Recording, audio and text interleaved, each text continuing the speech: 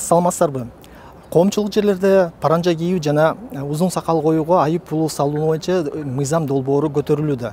Биз азыр ошо жогорку кеңештин алдында турабыз. Ошол мыйзам долбоорунун демилгечиси Шарапаткан Мажитова менен толук кеңири сүйлөшүүгө келатабыз. Шарапаткан Мажитовна, саламатсызбы? Ошо убактыңызды бөлүп биздин суроолорго жооп берүүгө макулдугуңуз берген үчүн чоң ыраазычылык билдирем. Анда дароо маегибизди баштай берели. Сиз азыр ушундай бир мыйзам долбоорун көтөрүп чыгып атасыз. Жанагындай паранжа кийүү жана узун сакалды коюу коомчулук жерлерде айып пулду салуу. Ошо мыйзам долбооруна алып чыгууга эмне түрткү болду сизге? Ошо жөнүндө бир айтып кетсеңиз. Саламатсыздарбы? Рахмат. Ислам мырза, бул көпчүлүгүбүз мына көрсөк да көрмөксөн, уксак да укмаксан болуп, көп нерселерге күбө болуп эле келатабыз, бирок ачык айткандан, ачык мындай жарыя кылгандан айбыгып келген көп нерселер бар да. Мына ошолордун бири эле биз мына акыркы мезгилдерде күн санап күчөп барган сайын радикалдуу агымдар көбөйүп аткан ушул биздин диний чөйрөдөгү абал тынчсыздандырып келет. Бул биздин мыйзамдын мына укук бузуулар кодексине дагы киргизип атканыбыздын эң негизги себеби бул мынагу коомдук жайларда адамдын идентификациясын же болбосо өздүгүн аныктоого мүмкүн болбогон жанагындай бетин чүмкөнүп, көзүн гана көрсөтүп, башка жагын чүмкөнүп жүргөн паранжи, никап темасында болуп атат. Бул биз башында бирин-экин болгондо көп байкабаганбыз. Акыркы мезгилдерде бул айрыкча түштүк жакта 4-төн 1 десем, кече аялдар айтышты, эже 2-ден 1ге болуп калган 2 аялдын бири эле ушундай жамынып, көчөдө жамынып жүргөнгө ушундай эме мажбур болушуп атат. Ошолордуго тыюу салган мыйзам керек болуп атат эле деп айтышып атат. Эми мен ойлойм, бул мыйзамдын эң негизги эле максаты бул адам кайсы жерде болсо дагы өздүгүн көрсөтүш керек. Аял болобу, эркек болобу, ушу өздүгүн даана көрүп турсаң, анан аны менен мамиле кыласың, анан ишенесиң, анан коомдук жайларда эркин, коопсуз жүрөсүң да. Мына кече жакында бир эме тааныштарым келип айтты, кафеге кире калсак, 3 ошондой паранжи жамынган адамдар келип отуруптур дейт, кафеге кирсек. Бирөөнүн туфлиси эркектин кийими экен дейт. Колун карасак эркек, мындай эмесин карасак кадимки эле эркек паранжи кийип алган дейт. Анан биз чыгып кетип калдык коркуп дейт. Бул коомдук жайларда ошо паранжи бардык эле адамды кооптондурат да. Ошондуктан мен ойлоймун, бул башка мына бүт эле мамлекеттерде, биздин кошуна мамлекеттерде деле, Европа мамлекеттеринде деле көптөн көп буларга тыюу салынган.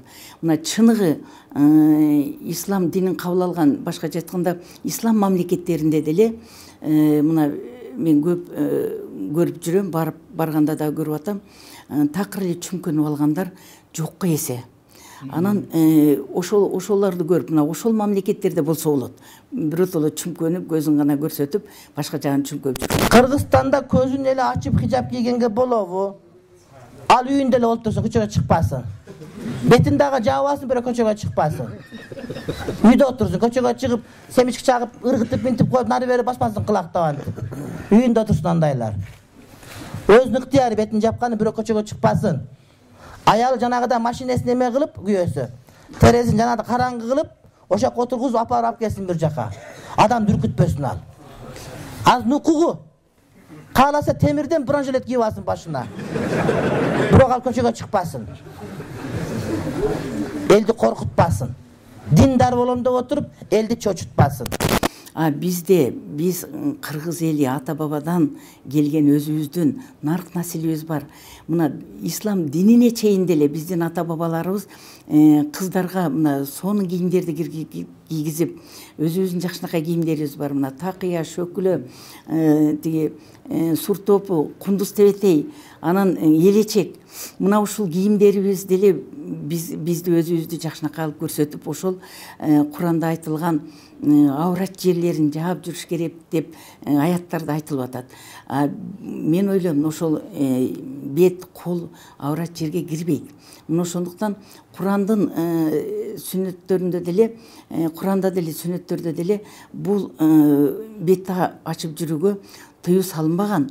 Перде кие турган жерлер бар, перде кийбей турган жерлер бар. Азыр сен перде кийип көчөдө кетип атсаң, элдин баары сени пердеңи карайт да. Жылаңач бирөөнү кара, сени пердеңи карайт бардыгы. Перде деген бетин жасап алган, тосуп алган деген сөз. Ошого биздин кыздарга перде кийбей, ошо жолуңар дылдыйраак салынып, жерди карап баскыла жолуңар жакшы эле салынып деп айтат элем. Перде кийип чакчаңдап өйдүн баары менен мынтип карап жүргөндөрдү көрөбүз, андан көрө бет ачык болсо дагы жер карап имандуу баскандардыкы кайра сакталуураак болот. Бирок бизде акыркы күндөрү кандайдыр бир себептер менен ушу көбөйүп баратат да. Мына ушуга мен муфтиятты да чакырып сүйлөштүм. Ушуну мыйзам кабыл албай эле сиздер өзүңүздөр бир алымдар кеңеши менен кеңешип туруп, өзүңүздөр ушуга тыюу салып, жамааттарга айтып, мына мечиттерди айтып, ушуларды тыюу салса болобу десем, бизди аралаштырбай өзүңүздөр кыла бериңиздер деди. Башкача айтканда, бул муфтияттын оюн түшүндүм. Себеби алар ошол электорат менен иштейт. Алар буну биз чыгара албайбыз деди.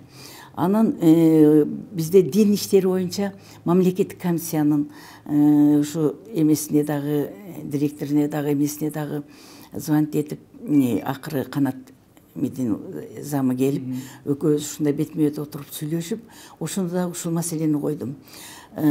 Мен өз көзүм менен көргөн үчүн ушул түштүккө барып, ушул маселени койдум элем. Биз элдин өкүлү катары, элдеги болгон жанагы көйгөйлөрдү алып чыгышыбыз керек.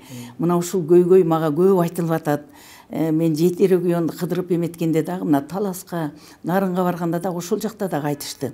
Биз каяка баратабыз, ушуга бир тыюу салган мыйзамдар чыгарбайсыздарбы дегенден, мен буну дин башкармалыгына айтып көрөйүн деп, ошону 2 жолу айттым, бирок эч кандай мындай реакция кылган жок, эч кандай бир аракет да кылышкан жок да. Анан ошого мага аябай көп мындай звоноктор, көп арыздар келип түшө баштады. Эже ушул ишти аягына чыгарыңыз. Чын-чынына келгенде бизде коомчулукта бара өтө тездик менен жайылып атат. Ошону туура эле көрөм мен. Бизде андай жок эле го өзгөрттөн ошол. Паранжага тыюу салыш керек. Анан жанагы беркинде кийишет го, мына ороп жүзүн ачып көргөндөр, эми алар өздөрү каалоосун бойдон кыла берсе болот. Анан карага такканга мен каршымын. Мондай никап менен паранжанын кереги жок. Например, мындай эле салынса болду да, мындай жөн эле. Андай негизи хиджаб кийсе эле болот. Негизи каршымын, негизи бетин жапкан эмес. Демек бул элдин талабы экен да. Элдин талабы болду. Анан бир эле ошол коопсуздук маселеби же башка да маселе барбы бу жерде? Бул мыйзамды кабыл алууда. Бул мыйзамды кабыл алууда бул 2 чоң маселе турат. Бул биринчи, адамдын мына биз санариптештирүүгө кирип атабыз. Санариптештирүүдө сөзсүз ал жерде өзүнүн талаптары бар. Адам жүзү көрүнүп туруш керек. Эмеге өздүгүн көрбөсө эч ким эч кандай документти дагы тастыктай албайт. Мына ошол санариптештирүү эмесине дагы туура келбейт. Биз именно ошол жанагы санариптештирүү багытындагы идентификацияга таянып, ошону киргизип атабыз. 127 статьянын дроп 1 менен өздүгүн аныктоого мүмкүн болбогон эмени алып салуу же болбосо чектөө боюнча. Башкача айтканда, ар бир адам өздүгүн көрсөтө турган бетин ачык алып жүрүш керек деген эме менен ушул административдик жаза кодексин эме киргизип атабыз. Эми эң негизгиси бул жерде элдин талабы болуп турат. Эл талап кылбаса биз эч нерсени айтып чыкпайбыз. Анан биздин кошуна мамлекеттер ошондой иш чараны баштаганда, көпчүлүк эмелер бизге качып келишет. Мен билгенден Наманганда Хизбут Тахрирге каршы аябай каттуу кысым башталганда ошол тараптагы бүт чек аралардан 100 миңге жакын кошуна мамлекеттин жарандары бизге өткөн. Мына жакында эле Өзбекстандагы ошондой мыйзам кабыл алды, ошондой чараларды көрүп атат, дагы чек арадан өтүү көбөйдү деп атат. Себеби ошондой тышкы атрибутикасын өзгөрткөн адамдар ал кайра аркага кайта албай чет жакка чыгып кетүүгө аргасы болот да. Мына ошондуктан дагы биздин коопсуздугубуз, чек ара коопсуздугубуз турат бул жерде, мамлекеттин коопсуздугу турат, жарандардын коопсуздугу турат. Мына ошон үчүн дагы бул мыйзам зарыл деп элдин дагы талабы ошондой болуп атат. И биз тараптан дагы мына депутаттардын көпчүлүгү инициатор болуп кошулуп атат.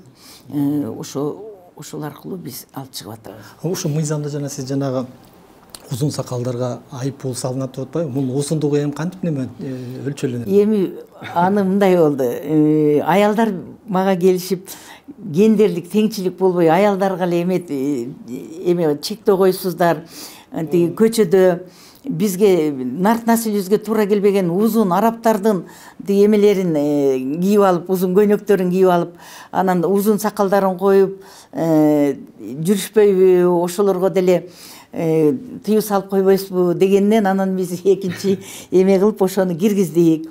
Эми бул мен ойлойм, эми тиги мырзалар капа болбой койсо деле болот, себеби бизде гендерлик теңчилик деген мыйзамыбыз бар. Себеби аял эркектин эмесин кошо алып жүрүшүбүз керек. Анан ал боюнча дагы талкуудан кийин сунуштар түшсө карап көрөбүз. Аны карап көрөсүздөр. Жанагы биринчи жолу бул штраф 2000, андан кийин ага баш ийбесе 4000 дейт. Ага да баш ийбей койсо кийинкиси кандай болот? Же кылмыш иши козголобу? Азыр ошо сунуштар түшүп атат. Ошону аягына чыгарып эле кээ ошо 4000 төлөп коюп, анан 2000 төлөп коюп дагы деле кийинип жүрө берсе кандай болот? Биротоло мынандай катуураак жаза бербейсиздерби дегендер да болуп атат. Ошо сунуштарга карап туруп биз дагы кошумчалашыбыз мүмкүн.